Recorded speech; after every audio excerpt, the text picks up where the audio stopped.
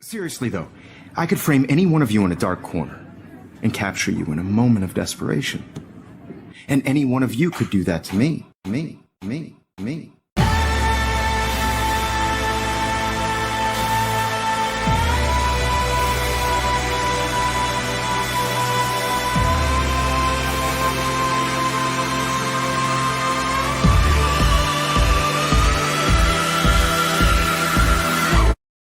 Life is Strange is a video game series I always find myself coming back to, and with its complex mix of drama, mystery, social commentary, and superpowers, it's developed quite a strong fan base, captivating a lot more people than just myself. Taking center stage in each entry is the series' biggest selling point, player choice. Life is Strange revels in giving the player the freedom to do or say whatever it is we feel like when prompted to, and once that choice is made, the game never hesitates to remind us that these choices have consequences. But it's here that we'll find one of the biggest issues with the series. Though it's true that choices are very important in all of the games, a lot of the choices we make don't really matter in the grand scheme of things. Despite coming out of the closet at full throttle, the later games never reached the heights that the first game did, and the best way to figure out why would be to analyze each and every game in the franchise. So let's look lovingly at the lethargic but lucrative legacy of Life is Strange. There's not enough people with originality, so here I am to save the day, Jaynalysis. The year is 2015, and store shelves are cluttered with a bunch of sad and serious men.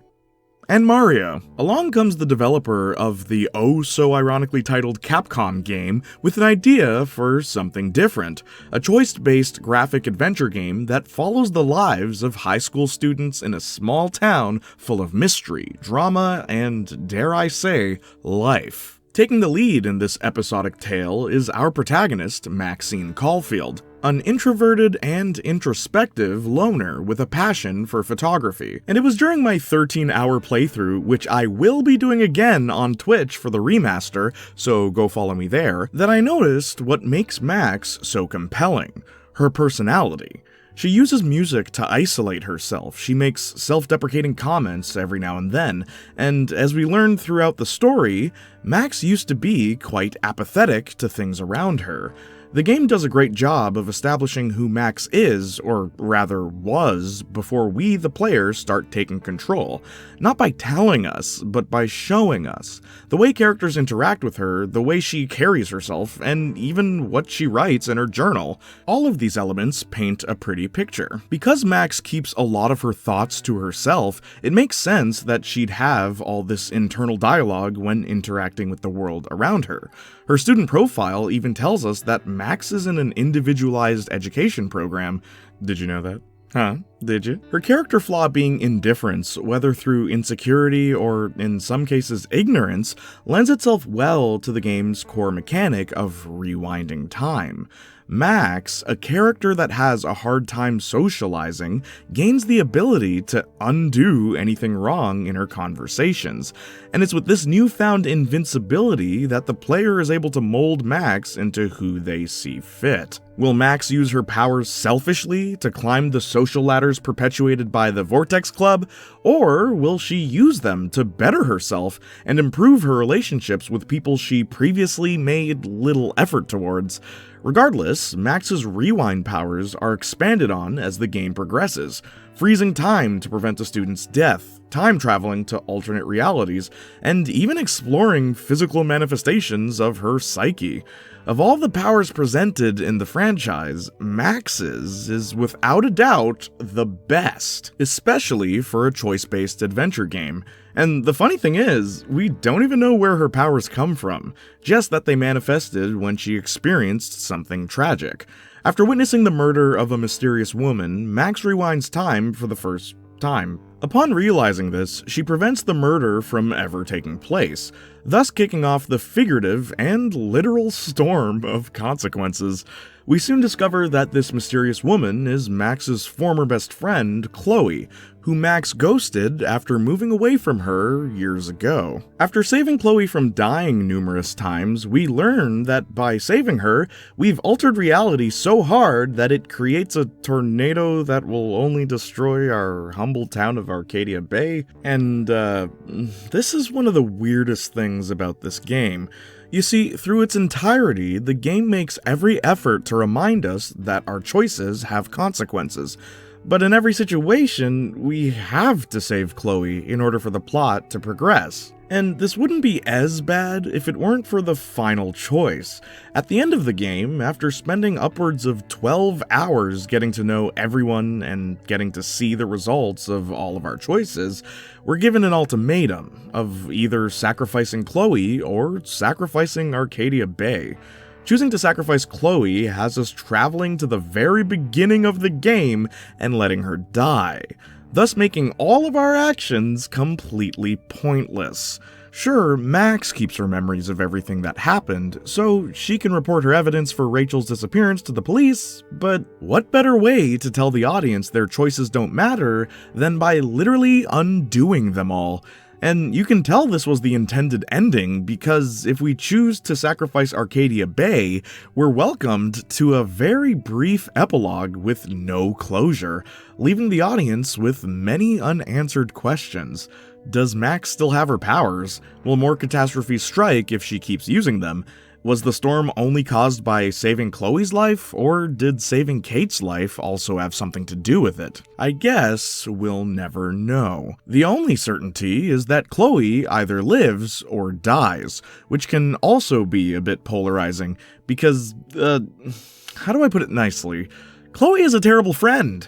After Max tells Chloe about her newfound ability to rewind time, the first thing Chloe thinks of is how she can take advantage of Max's powers to benefit herself. Now, sure, we gradually learn that Chloe's antagonistic behavior comes from a place of domestic trauma, but in order to land any potential romance with her, we're forced to go along with some of her illegal plans. Which brings us to a very special choice in Life is Strange, who we decide to romance. A very prominent feature in the Life is Strange franchise is its non-hetero representation. Our protagonist, Max, is bisexual, and her two romantic options are Chloe and Warren. Though other games have done this before, it still wasn't very common at the time, so Life is Strange did a fantastic job at treating these relationships like normal, non-fetishized relationships. The only problem is, well, personally, I don't like either of my options. Chloe seems like a selfish lover, and I'm not settling for boring Warren, am I right? So, in my first playthrough, I chose neither. But what I find particularly interesting is this is the only Life is Strange game that gives us the option to choose both simultaneously. Though technically, the Warren route gets undone no matter what you do. But hey, points for letting the player choose their own narrative, regardless of how immoral our cheating may be. Speaking of narrative, something that helped carry this game during its release was its episodic nature. The entire game was split into 5 episodes, each being a continuation of the one that came before it. They were released sporadically between January and October of 2015, giving time for hype, fan theories, speculations, and, you guessed it, analysis videos. Because of this, each individual episode had to be compelling enough for the audience to want to purchase the next installment. So what better way to do this than by having an overarching murder mystery that slowly unravels, revealing the truth about each and every character we interact with. Sure, we have time powers and go on adventures with our ex-best friend, but solving the disappearance of former Blackwell student Rachel Ambers is what drives the plot forward. Add a variety of characters with layers and intel on the whereabouts of Rachel before she disappeared, and you have a game that never feels like it's wasting time. Mostly. The fact that Max is someone that never came into contact with Rachel allows her to play the role of audience surrogate. When Max learns something new, we learn something new, and the more we explore the environment and exploit our rewind powers, the more we learn. As for how Max gets involved, well, we can thank Chloe, who grew very close to Rachel during Max's absence. Max, feeling guilty for abandoning Chloe in the past, chooses to help her figure out what happened to Rachel. Everything services both the narrative and the characters. Having it all take place in a small town helps us learn more about the neighborhood as the story progresses, without ever losing track of who's who and why we're doing what we're doing. Adding a certain degree of cadence to the melancholic town of Arcadia Bay is the game's soundtrack. Mixing an original score with licensed music placed at appropriate times creates an atmosphere of dejected bliss that later games try to replicate but never quite get right. There's a difference between being poignant and being pretentious, and I think the first game is the only one that ever truly understood that. Though at times it dips its toes into the latter, it never strays too far away from the former. There's no cookie-cutter flashbacks or lazily written dream sequences. No, in this game, everything serves its purpose, and I wish I could say the same for its prequel. One joint every morning and a one every day. Then a couple more to make the blues go away. I used a couple in the evening and one just before bed. And this is my recipe for never feeling sad, sad, sad, sad.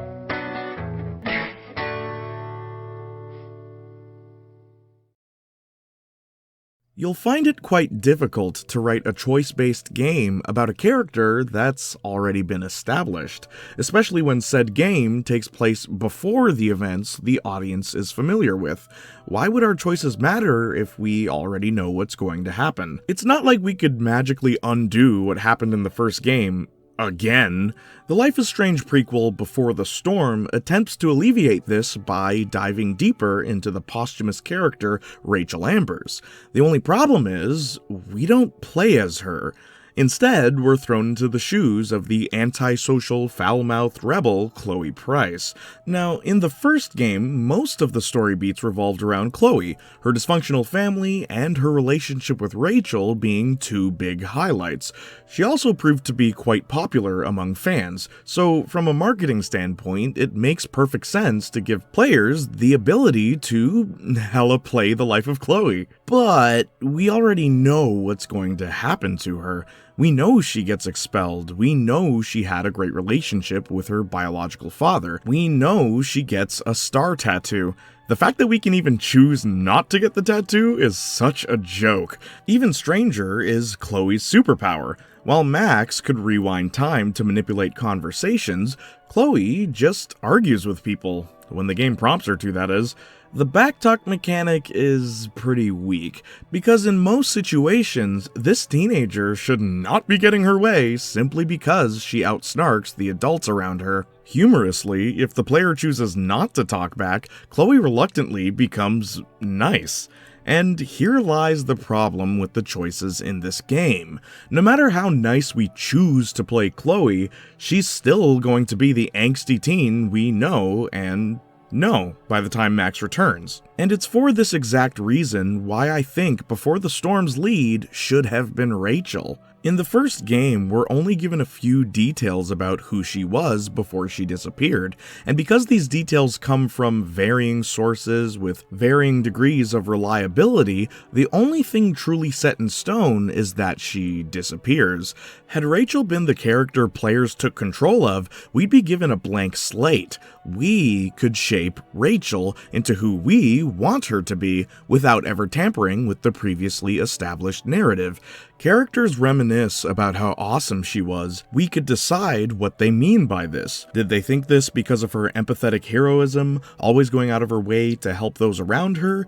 Or was it because she was an unrepentant rebel that did whatever she wanted? The player's choices could build on the mysticism of Rachel as the story progressed, and maybe, just maybe, they'd be able to use an actual power. There's been wide debate in the fanbase on whether or not Rachel actually has any powers.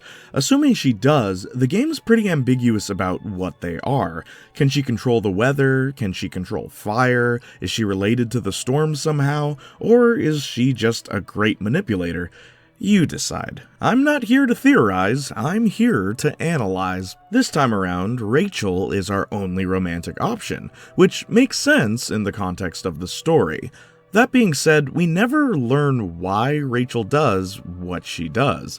Sure, we later learn about her estranged mother, but we learn about it the same time Rachel does. So before that, was she just rebelling for the sake of it? And for all the hype there is about Rachel wanting to leave Arcadia Bay, we never learn exactly why. Is it because she's in too deep with the wrong crowd? Like Frank, who, if the first game is anything to go by, would suggest that Rachel may have only seen Chloe as a shoulder to cry on and nothing more. Maybe she genuinely loved Chloe and her feelings slowly faded? Look, ambiguity is cool and all, but man, I finished this prequel with more questions than answers. Again, something that could have potentially been alleviated had we taken control of Rachel. Instead, we have Chloe interacting with Frank, her stepfather David, and a lot of these interactions can be watered down to one of two things. Either A, Chloe likes the character and proceeds to spend a chunk of time with them, or B, Chloe doesn't like the character and proceeds to snark at them. Driven by her insecurities, Chloe has her guards up almost all the time, which, though justified, can get pretty old pretty quickly. Which is why her willingness to go along with Rachel's schemes is a breath of fresh air. After losing her best friend Max, Chloe sparks a new friendship with Rachel that gradually turns into love. So when Rachel disappears and Max reappears, it makes sense why Chloe would cling to Max so aggressively. She's lost everything and doesn't want to experience that again.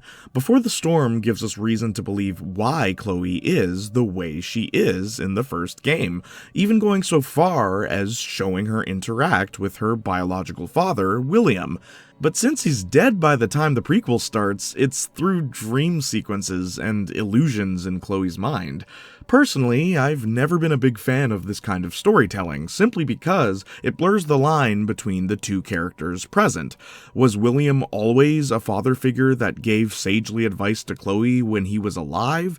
Or is Chloe romanticizing how great he was in an effort to preserve her own biased memories about him, all while ignoring anything bad he may have potentially done? It's hard to tell because it's all from Chloe's perspective. With one exception, in the Farewell DLC, we take control of Max in a prequel to the prequel. Chloe and Max are kids again, and they talk about growing up, and Max has a hard time telling Chloe that she's moving away, only to discover that she already knew. But things only get harder as the story progresses. If you look at the setting and even some pictures in the background, you'll slowly start to realize that this chapter we're playing is just moments before William's death. And even though I saw this coming, I still wasn't ready. Full disclosure, I'm not the biggest fan of Before the Storm. Most of it feels like filler, but this scene reminded me why I unironically love this series so much. When the game stops flexing its fake choices, stops forcing us to frolic on stage, stops talking. It's a freaking masterpiece. The cringe fades away, the outdated dialogue is silenced, and at the mercy of a soundtrack put together by someone who cared about what they were doing. Though I do find it a bit strange that punk rocker Chloe hardly listens to any punk rock, I'm willing to forgive it all when the franchise stays focused. And focused, it does not remain.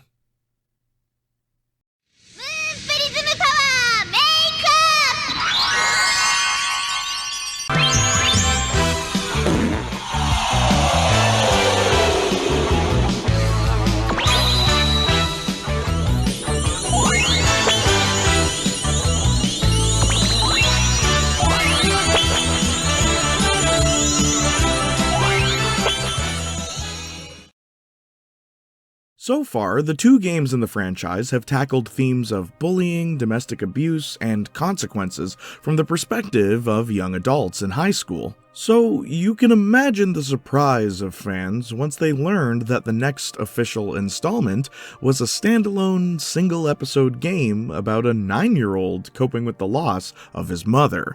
Enter Chris Erickson, a kid with an imagination so vivid it extends what would realistically be 30 minutes in real time to 2 hours of gameplay.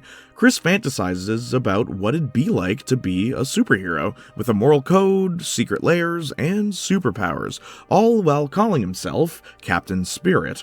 From the get-go, the awesome adventures of Captain Spirit make it clear that the Life is Strange franchise isn't tied exclusively to Max and Chloe. Though this drastic departure may not have been ideal, it was a clear indication of what's to come. Anyway, in this story we follow Chris, creating his own adventures around his house. All seems fine until we meet his father, Charles, a disgruntled widower who takes his frustrations out on Chris while under the influence of alcohol. As you may have guessed, Chris's heroic fantasies of good triumphing over evil may be projecting a bit of his real-life traumas. Chris loves his father and sees him as a good person, but as dialogue would suggest, his father does a lot of bad things. Chris copes with his father's physical and verbal abuse by going on adventures as Captain Spirit. When Chris is a superhero, there's a clear divide between good and evil. The heroes never do bad things, and the villains never do good things. In Chris's fantasies, everything is metaphorically black and white, which makes sense. Chris is a 9-year-old obsessed with the heroes he reads about in comics and watches on TV. He doesn't understand why child services are trying to take him away from his father, and why their neighbor Claire keeps coming over to see if everything's okay. In his innocent mind, his dad is just going through a hard time, and even though he hurts Chris, he's still a good person through and through. Of all the stories Life is Strange has told, this one stands out as quite an oddity.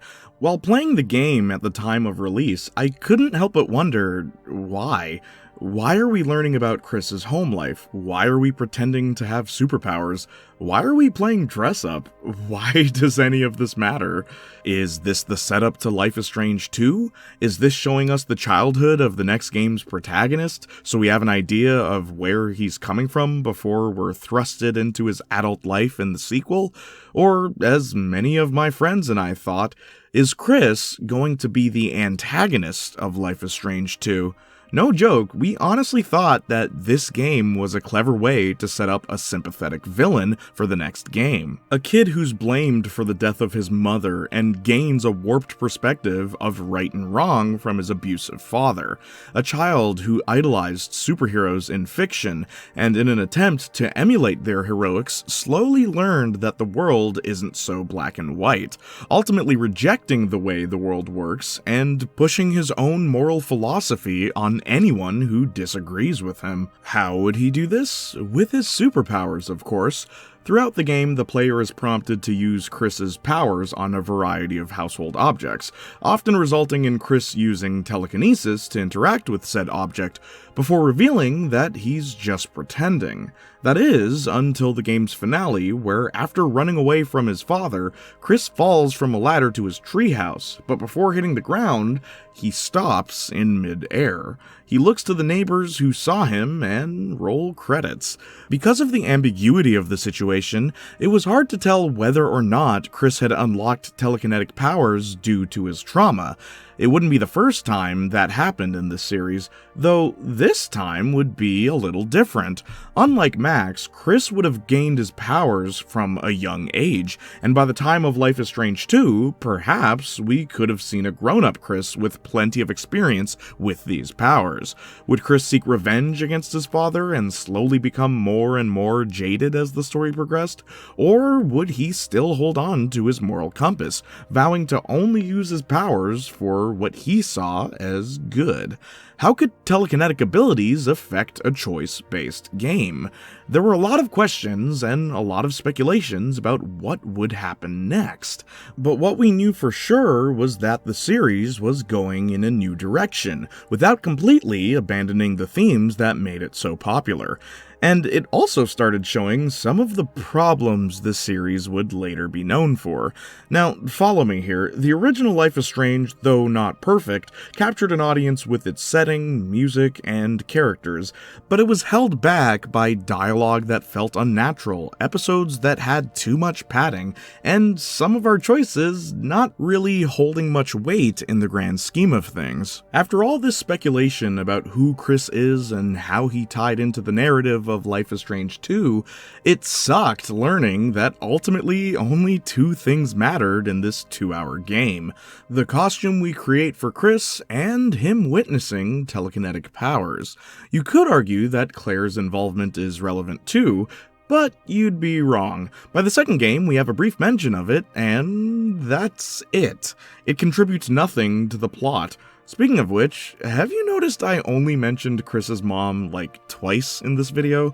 That's because she's not a character, she's a plot device. Again, though this isn't the first time this has happened in the series, the disappearance of Rachel Ambers is a good example, I feel it was handled better there. Mostly because it did more than just give characters a reason to argue.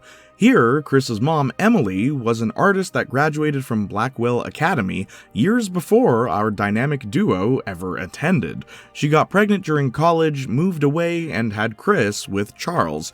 Then, for some reason related to Chris, she went out one night and was struck by a car. Chris and his dad don't decorate their house for Christmas because it brings back memories of Emily. Chris's dad even says just looking at Chris reminds him of her. And that's it. That's all we know about her.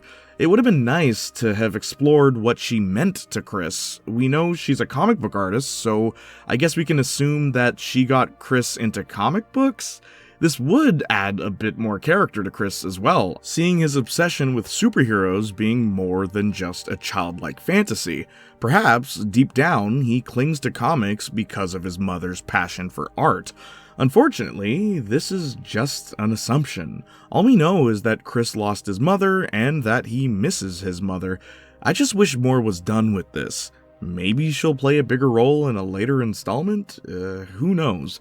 All we know for sure is, whoever worked on The Awesome Adventures of Captain Spirit must have really loved Death with Dignity by Sufjan Stevens, cause the song plays so many times in this game, it was hard not to notice.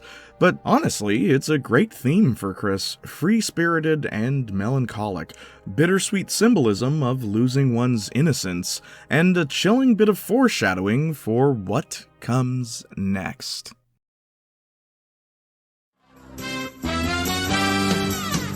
We're brothers, we're happy and we're singing and we're colored. Give me a high five! So, you have a successful franchise predominantly rooted in mystery, representation, and your superpowers that takes place in a setting that most players can relate to instantly: high school. It's an easy justification for revisiting the same location and why characters don't venture too far out of town. So what do you do for the sequel? Literally none of that. In an attempt to distinguish itself from its predecessor, Life is Strange 2 goes out of its way to be different. And in many ways, Life is Strange 2 is a valuable lesson in not going too far in the opposite direction. Instead of a murder mystery, it's a political coming-of-age story about two boys on the run. The most glaring issue with this plot is the fact that it prevents any sort of character development for anyone who doesn't tag along with our main characters. And guess what? No one does. Because each episode of Life is Strange 2 takes place in a different location, we learn about the supporting cast through letters, newspapers, and brief pieces of dialogue before moving on from them entirely. With such an unfocused narrative, the player is forced to put all their focus on the relationship between the Diaz brothers, Sean and Daniel. After the tragic death of their father Esteban, the two make a mad dash to the US border in an attempt to find a peaceful life in Mexico. On their way, they encounter stoners, religious cults, and lots of racism. Replaying all of these games with the benefit of hindsight made me realize just how off-putting the political commentary in Life is Strange 2 can be. Not because its commentary on the mistreatment of immigrants is incorrect, but because any degree of racism experienced by our protagonists is always very unsubtle. The few times Life is Strange 1 commented on anything political, it was never too over the top. But here, we literally have a character say, "Everything is political, Sean," and pretty much every old man we meet has a blunt line of dialogue expressing how much they dislike immigrants. And you know what's even weirder? This game that comments on America's cultural relationships wasn't even written by Americans. Need I say more? Sure, I just spent the last 2 pages dissecting why this game doesn't really work narratively, but it may surprise you to know that I actually like Life is Strange 2.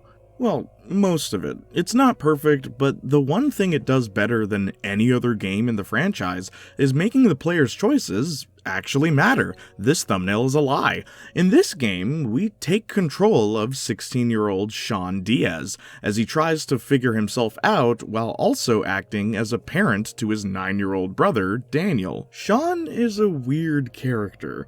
Because of the game's plot, we only get a small idea of who he was before he was on the run.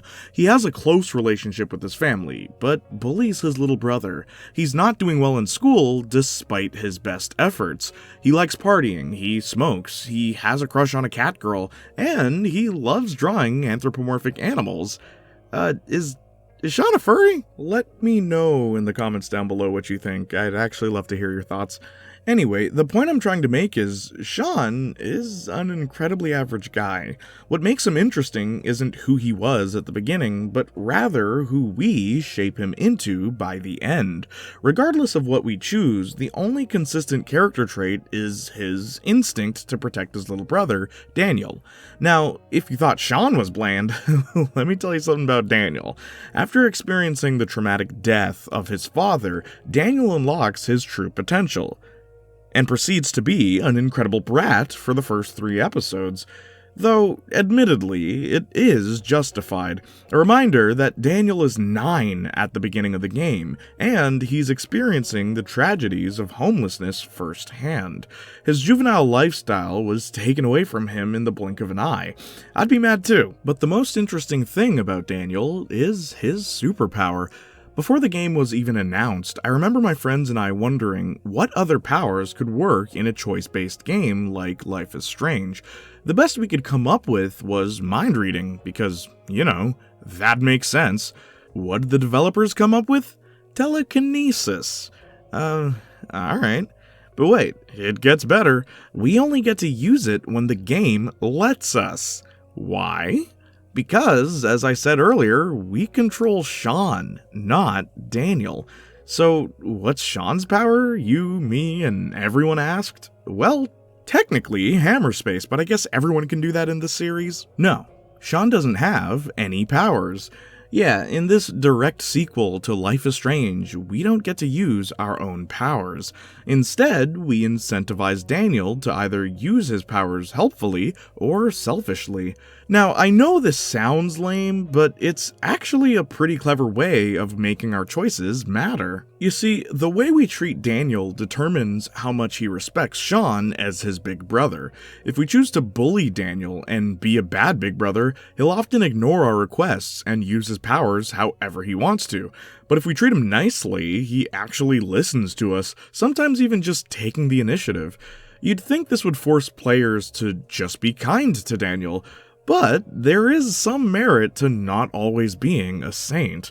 Other pivotal choice options present themselves if instead of constantly protecting Daniel, we teach him to be more reckless and fend for himself. Which is a really nice way of saying Daniel's more willing to kill people. It's a fun concept having your choice determine how Daniel's powers develop.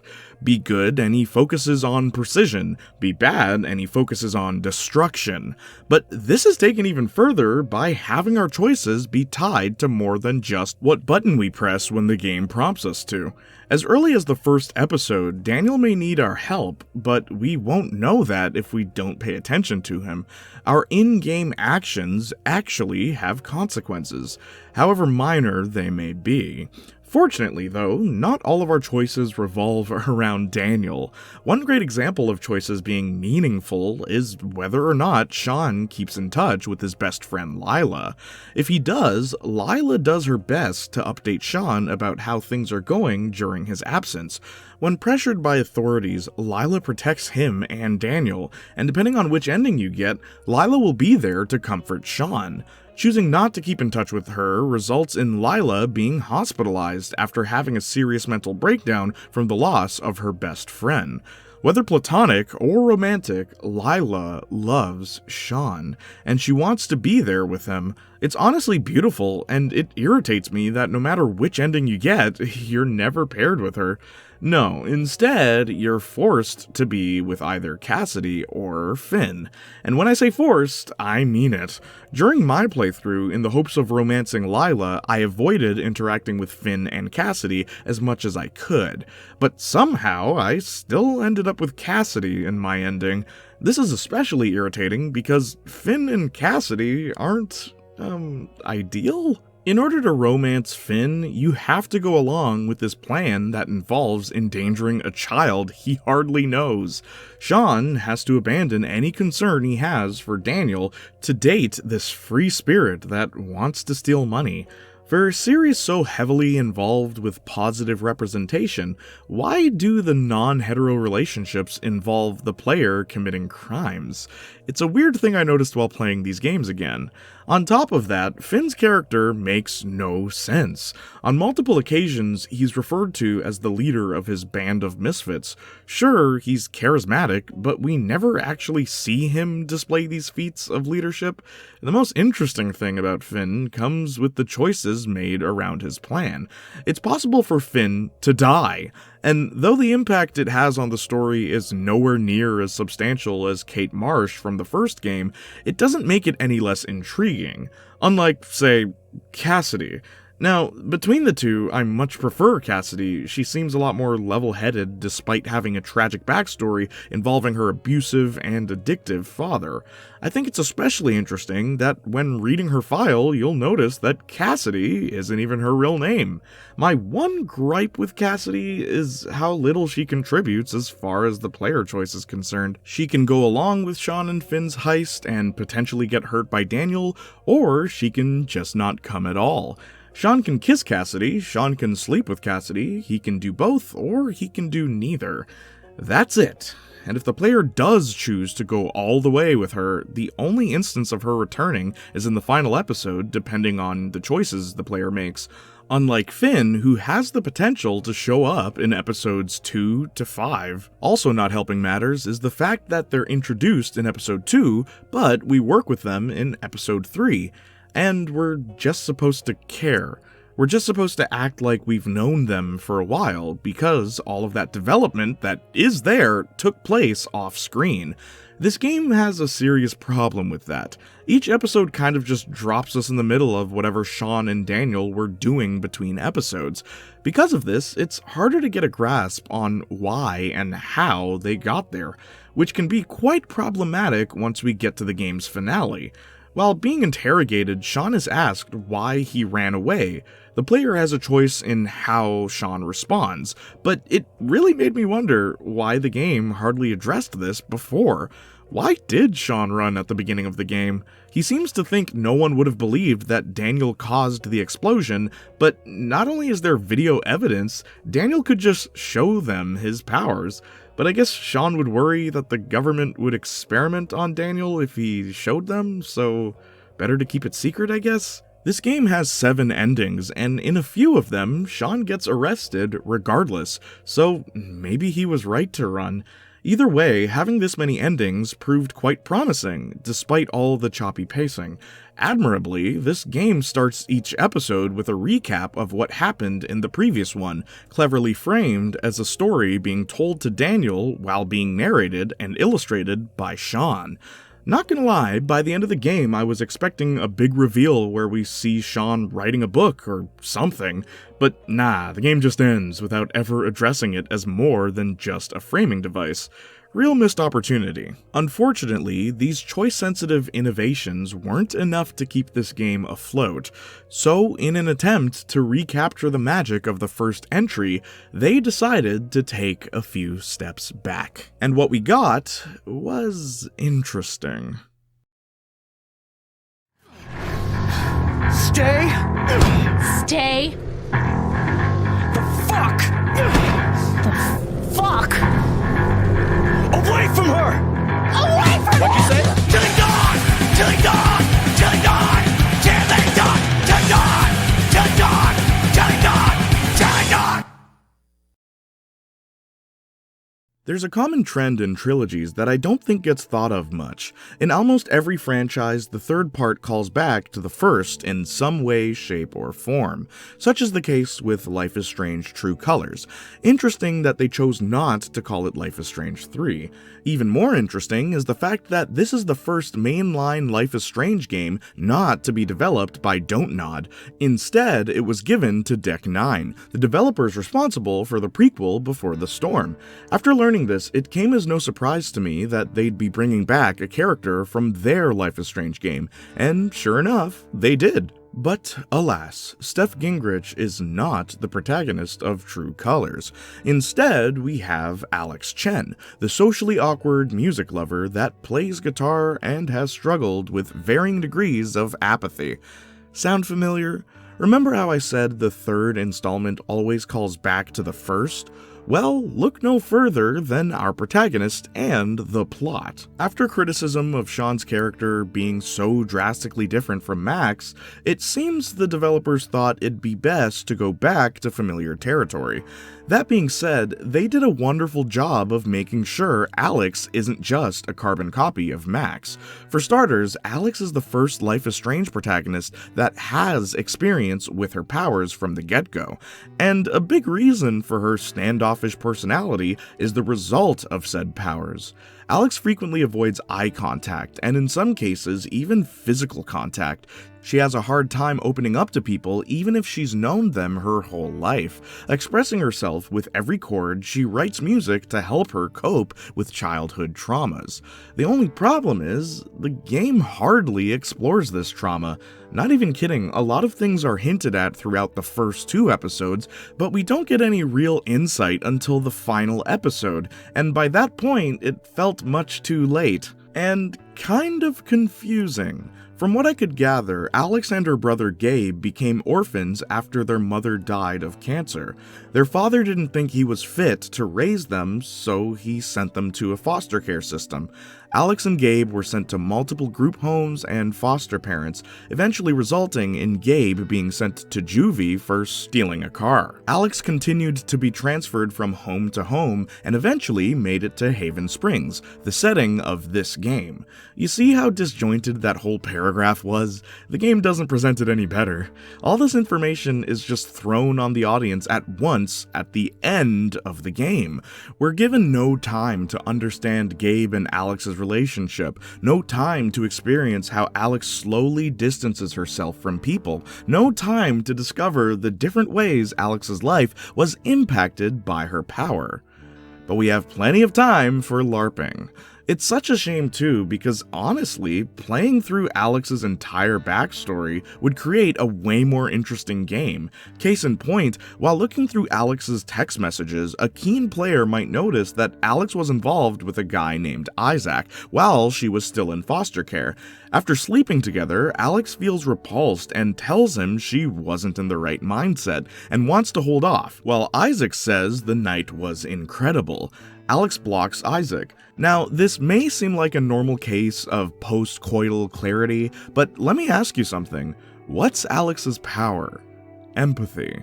The ability to literally feel what other people are feeling. Isaac wanted Alex didn't want Isaac, but then suddenly her power activated. Now, because she can feel Isaac's desire for her, she developed a desire for him, whether she wanted to or not. The two sleep together, and it's only after that that her power deactivates. Alex is a victim of sexual abuse. All those little moments of her avoiding eye contact and intimacy seem to make even more sense with that information.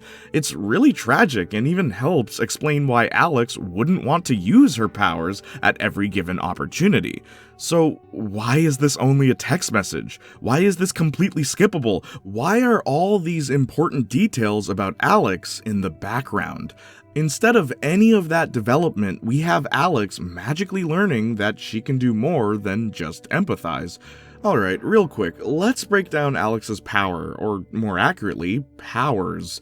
She can see fear, anger, sorrow, and joy manifest as colors around a person. She can feel one of those 4 emotions when a person near her is experiencing them. She can read people's minds, but only when they feel one of those 4 emotions. She can hear the history of inanimate objects. Yeah, that one's weird. She can take away people's emotions, rendering them emotionless, and she can unconsciously create hallucinations for herself when the weight of her emotions is too intense. So intense that the microphone peaks every time she screams. Did anyone else notice that? Like, come on. Because Alex's power of empathy is, well, pretty overpowered if you think about it, the player is only allowed to use it when the game prompts them to. Fortunately, this is consistent in the story as well. Alex is only able to use her powers when she sees a person's aura. She can't just read minds willy-nilly. Let's not forget that in the past, using her powers led to a traumatic experience, so it's easy to understand why she hasn't gotten a complete grasp on them yet. I just wish her powers were used more for the sake of the plot. Once again, we have a murder mystery, but this time, instead of it being a teacher and student, it's a big corporation, and a person called a person, and someone didn't listen, so someone died. In the first game, Max and Chloe had to get their hands dirty and do some of the investigating for themselves. But in this game, Alex, Steph, and Ryan just need to steal a USB drive that has all of the information they need already on it. Again, how much more interesting would it be if Alex had to bluff people in an attempt to read their minds and see what's going on, leaving the player to solve the puzzle for themselves with all of that information? Maybe there could be a mind journal that keeps track of every internal dialogue from each individual around Haven Springs. Seriously, Alex's power would work very well for a murder mystery, but the game doesn't really explore them to their greatest potential, because there's no time for that when you're LARPing. Wait, you know what? They could have even been used here. Imagine for a second that Alex hears Jed's thoughts while LARPing in episode 3. Jed slips up about his plan to stop Alex, and the player has to decide whether to pressure Jed into telling the truth or just playing along so Ethan's day isn't ruined, while also hoping that Jed would give additional information since he's not suspicious. As I said before, mind reading is a great power for a murder mystery. But unfortunately, Alex's power isn't mind reading, it's empathy. And with a power like that, she's definitely gotta have some good romance, right? Right? In this game, we once again only have 2 options. We can romance the forward-thinking, outspoken, loyal, D&D-loving friend to all creatures, Steph, or or Ryan. He likes animals, and nature, and he might be asexual. He's kind of quirky too, but like, who isn't in these games? I'm sorry, Ryan's just not as interesting as Steph. A lot of his character is implied through items you find and a few text messages, and, well, he's the hardest character to get on your side at the end of the game, which becomes especially weird if the player chooses to romance him during their playthrough. Oh, what's that? You don't want to romance either Steph or Ryan? Well, you don't have to. Unlike Life is Strange 2, they don't just throw Cassidy at you even if you don't romance her. Anyway, between the two, Steph seems to make more sense narratively. And don't worry, I'll get to her later. As far as choices are concerned, they matter in their own respective circles, but not all together. The game has crucial decisions be character-specific rather than story-specific. The only time your choices with each character start to affect the plot is at the very end, when characters are siding with Alex. But even then, it kinda doesn't matter, cause Alex gets the final choice regardless. Life is Strange 1 balanced plot and character events pretty well, so even if a character wasn't directly involved with the murder mystery, they at the very least contributed to the tone and atmosphere, even giving you an idea of why a side character would feel the way they do. Everyone knows about Rachel Ambers, Nathan Prescott, and even Mark Jefferson. Characters have their own lives that you can get involved with, but if you choose not to, it doesn't destroy the whole plot. Life is Strange 2 had a similar approach to True Colors. Focusing exclusively on our two central characters, every episode felt disconnected from one another, but the choices made within those episodes actually affected how our two main characters interacted with each other. If Sean spends more time with Cassidy, siding with her at every given opportunity, Daniel accuses Sean of letting her change him, leading Daniel to turn against Sean more often, thus leading to one of the 7 different endings seen in the finale. But True Colors feels so unfocused. All the interesting plot elements happen off-screen. It's like we were dropped into a story full of robust characters after they've gone through so much development, which is why they had to kill Gabe, so that everyone could be sad about it and Alex would try to fix it. But whether or not Alex does fix it only really affects the ending. And, the ending isn't bad, it's quite interesting, really. Alex, a character who spends a majority of the game at the mercy of others' feelings, finally expresses herself and puts her feelings onto another person. One could argue that Alex develops through these characters and their interactions, but the problem is, she gets to the same conclusion with or without them. If you don't solve their problems, the ending is the same. If we forgive Jed, he cries. If we condemn Jed, he cries. If you tell Gabe about your powers, he dies. And if you don't tell him about your powers, he's still too dead to tell anybody else. If anything, it's better not to tell him, cause then you get some insight into their home life. Speaking of which, your final decision is to either stay in Haven Springs or leave Haven Springs, with or without your lover, technically giving you 6 endings, but again, the only variation is whether or not Alex is with someone when she chooses where to go. You know, it's a good thing this game didn't release episodically, because I think I'd be disappointed with the lack of development episode to episode. Could you imagine coming up with theories about what might happen in episode 3, only to be disappointed once you discover that it's just LARPing? The first 3 episodes of Life is Strange 1 had a great deal of build-up surrounding them. Sure, the last 2 episodes kinda died down with all the padding, but at least new things were being learned. Life is Strange 2 opened doors for even crazier ideas, since the characters weren't limited to one location. But unfortunately, that also led to some players losing interest, because of how sporadic and disconnected each episode felt. So this game was released all at once to remedy that, and I don't know, it just doesn't feel as well planned out. Why is the story about Alex's family at the end of the game? At least the soundtrack is good. If you don't have it on streamer mode, that is. Speaking of soundtrack, have you ever wanted to be a radio DJ playing music in a tiny record store? Have I got the game for you? In all seriousness, Wavelengths is a prequel DLC to True Colors. Finally, we get to see characters' backstories and dive deeper into what made them who they are. Right? Nah. We play as Steph Gingrich after she gets a job in the record store. Most of the game is in first person, so they didn't have to animate anything. Fortunately, Steph is a fun character, so any shortcomings this DLC has is remedied by her performance. But you want to know what's really weird about this DLC?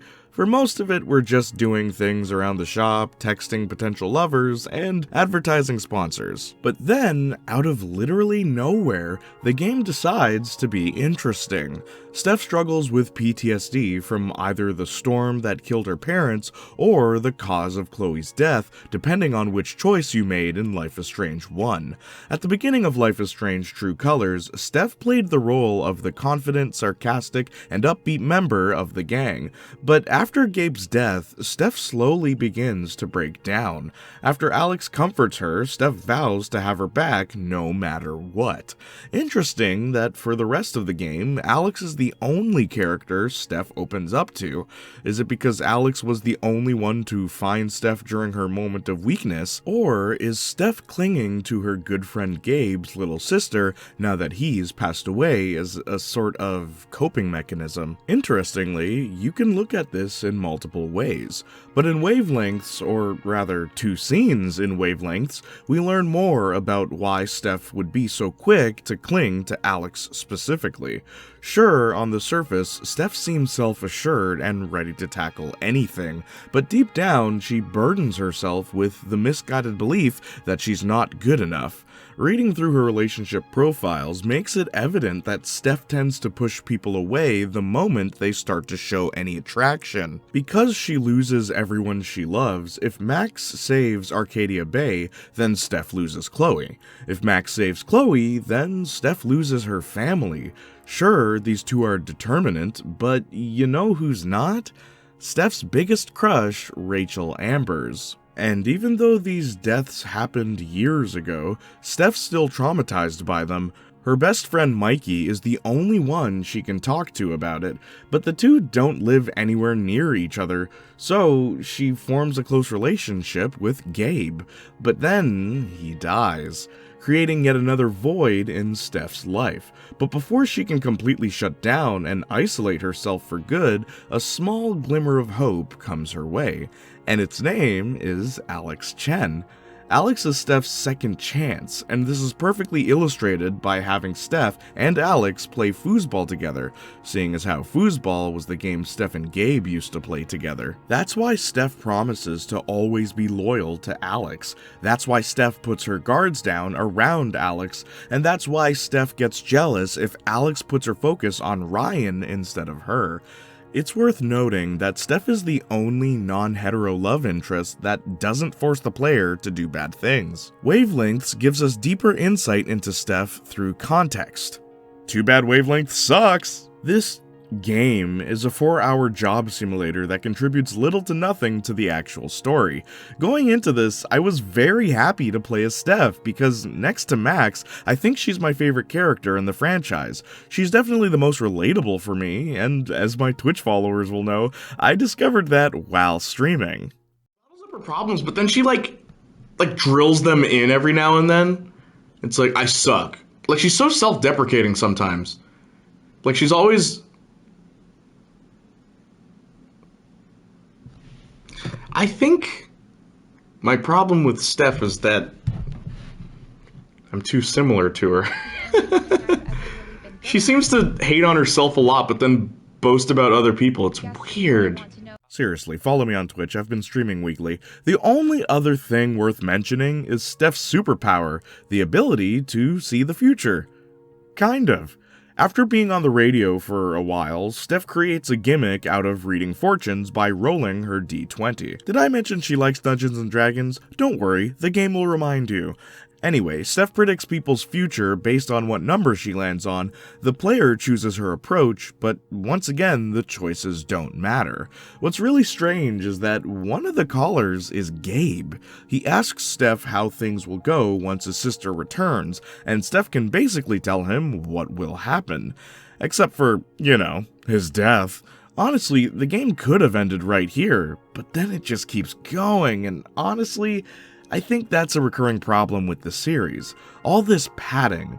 Interacting with characters is good, especially for a character-driven franchise, but when the player is tasked with doing mind-numbingly simple tasks at the cost of any actual plot development, all they get is a big game with little substance. Because of the varying reception for every game after the first one, it's starting to feel like the Life is Strange team has run out of ideas for where to take the series.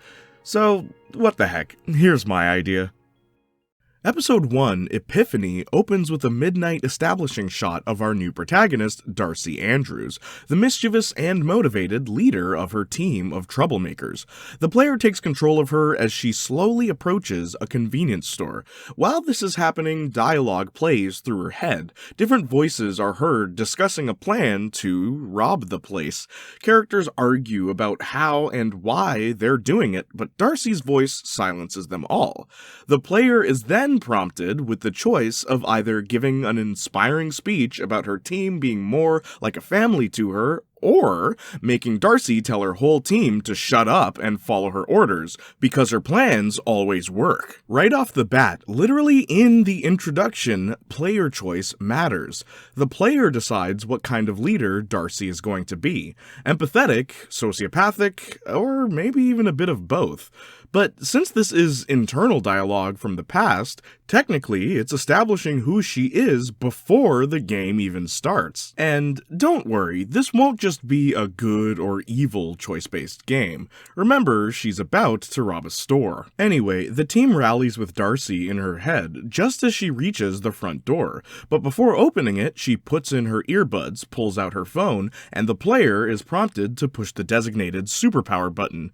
Darcy does the iconic hand reach the series is known for and hits the play button with her other hand, and the song that plays is Junk by Destroy Boys. Yes, it's a punk rock song, and yes, there will be indie music later on. I think the music in Life is Strange could be used for more than just establishing shots. Instead, why not have the music begin with a darker and harsher soundtrack that gradually shifts into a lighter, softer tone as the story progresses, as a way of meeting different story beats, letting the music tell a story. It could totally work here. Anyway, Darcy reaches her hand out and collapses to the ground. We have close-up shots of her body while a flickering light shines over her, with the credits appearing over different things as the camera slowly enters the store. When all of a sudden, her soul emerges inside the store.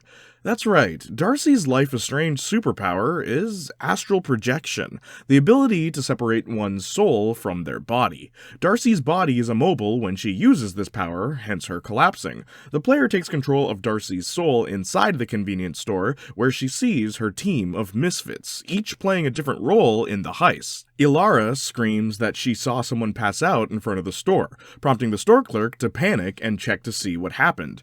Trey pretends to be a disgruntled customer, telling the clerk to hurry up. He's doing this to distract the clerk from the fact that Lucas is stuffing snacks in his bag at the back corner of the store. The team planned things out so that they'd be the only customers there on a day where only one employee was working. The only problem is, they got the work schedules mixed up, so there is another employee there who comes out of the back room to see what's going on. But before he turns the corner to catch Lucas, bags of chips fall in front of him to slow him down.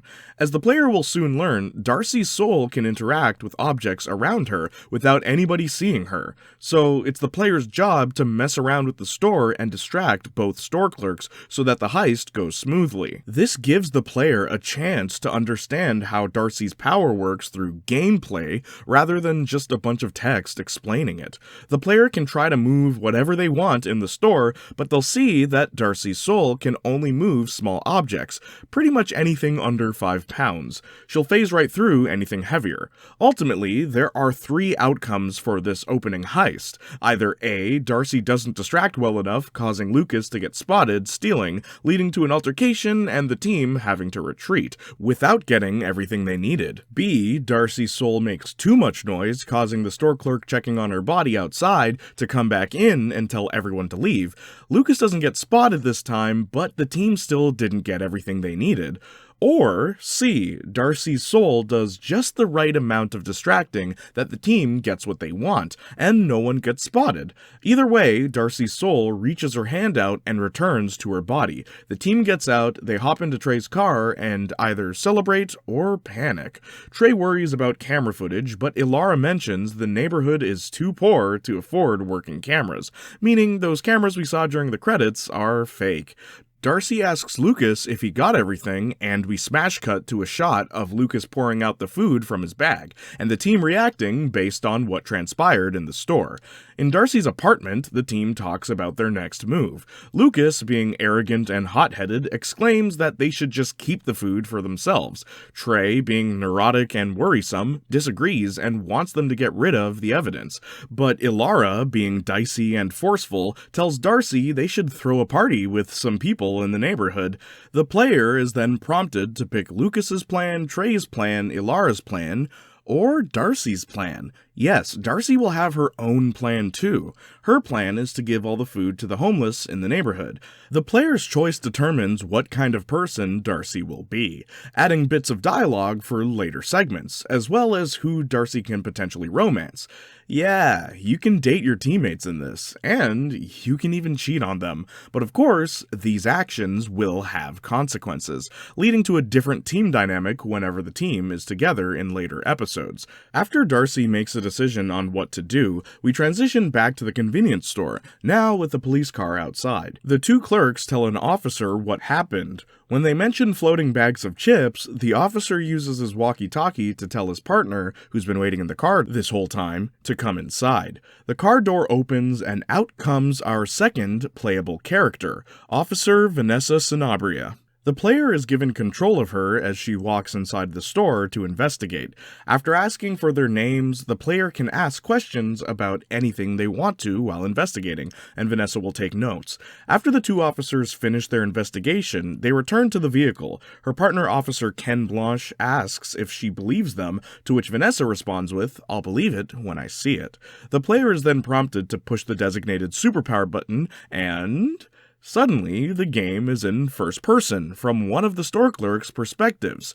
Confused? Vanessa's power is clairvoyance, or more specifically, remote viewing. Basically, she can see and hear from other people's perspective as long as she knows their name and face. She can't control what the person does, she's just taking a back seat inside their head. This may not seem useful, but she uses this ability to see and hear the conversation between the two clerks once they think the cops are gone. Fortunately, the clerks don't say anything inconsistent with the investigation, so the cops leave.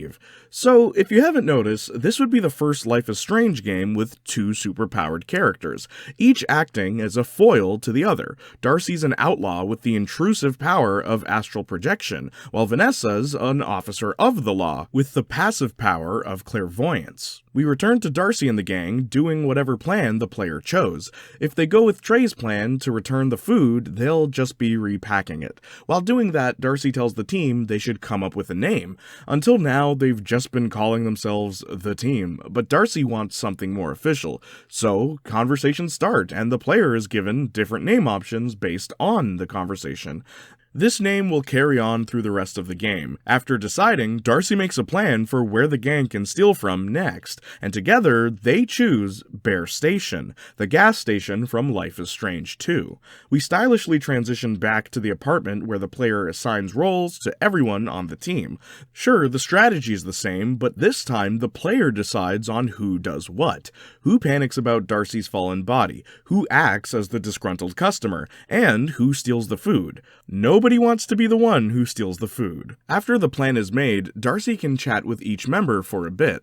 Extra conversation routes will be available for whoever she sided with previously. All the conversations have the other teammates ask Darcy if she's okay after using her powers for so long.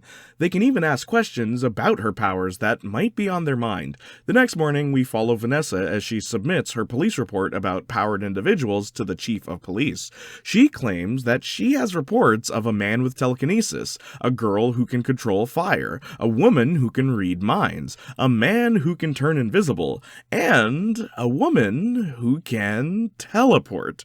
Think about it, no one would really know what Max's power is. And before you say it, yes, I know Rachel is dead, but still, the police report would exist. The chief of police finally gives her approval to investigate further, and she rejoices. We go back to Darcy and the gang, and they're chilling around the neighborhood. Here, the player can explore and interact with different people in the area, and if you think this is just a cheap and easy way to world build, you're wrong, because Darcy encourages the team to form alibis for where they'd be on the night of their next heist. It makes sense for them to be social butterflies. Anyway, they socialize and Vanessa does research on the whereabouts of the previous protagonists. Night falls and Vanessa leaves her apartment to get some coffee.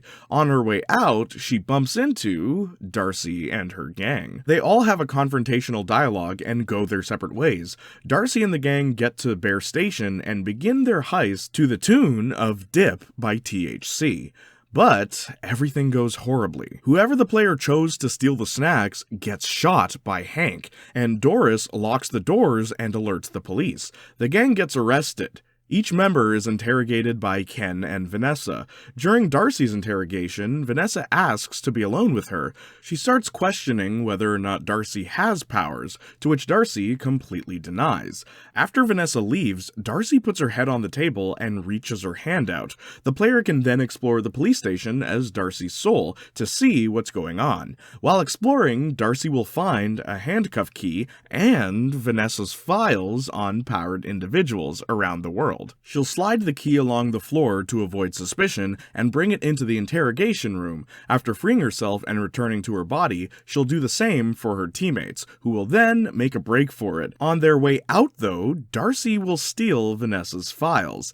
The team will regroup outside Darcy's apartment for one last time, because as of today, they're wanted criminals. Darcy hatches a plan to find the powered individuals so she and her team can make the world their bit busboy. They get in Trey's car and drive away, but then we zoom out from Trey's perspective and see that Vanessa was using her powers to see and hear their plan the whole time. So now, both Darcy and Vanessa are on a hunt for the previous protagonists for different reasons, and that is how I'd end episode 1. Now, I have plenty of ideas for episodes 2 and 3. Yes, there'd only be 3 episodes, so we could avoid all that padding, but I'll save that for another time. Or, alternatively, in the off chance that someone working on the Life is Strange franchise sees this, maybe I could use my idea for the next game. Square Enix, Deck 9, and Don't Nod Entertainment, if you're listening, hire me.